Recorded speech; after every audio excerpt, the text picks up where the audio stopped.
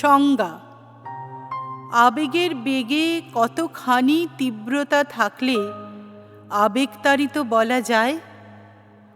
উদ্দাম ঢেউয়ের আদরে কতখানি উষ্ণতা থাকলে সমুদ্র মাতাল হয়?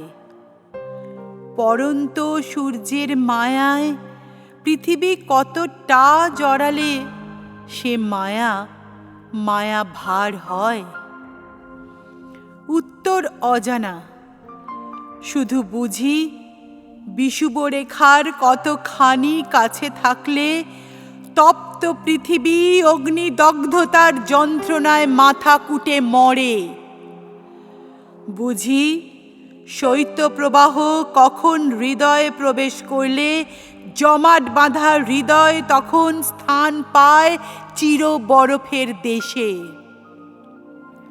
বুঝি শ্রাবণের অজস্র চুম্বনে চুম্বনে সিক্ত হতে থাকলেও শ্যামলিমা ধূসরতায় ঢেকে যায়।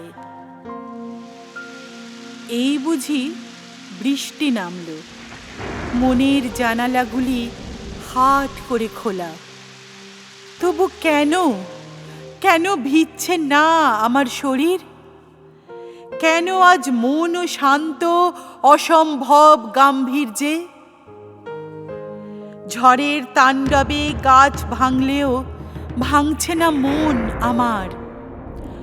আগামীকাল সূর্য উঠবে, থেমে যাবে তাণ্ডব ঝড়ের, আর ঠিক তখনই আছড়ে পড়বে বুকের গভীর ক্ষততে রক্তের ঢেউ।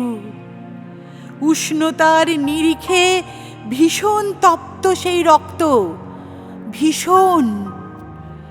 চোখে ঝরবে জল, বুকে উঠবে তুফান। শুধু মানব শরীরটা হয়ে যাবে এক শুভ্র অবিচল প্রস্তর মূর্তির মতো।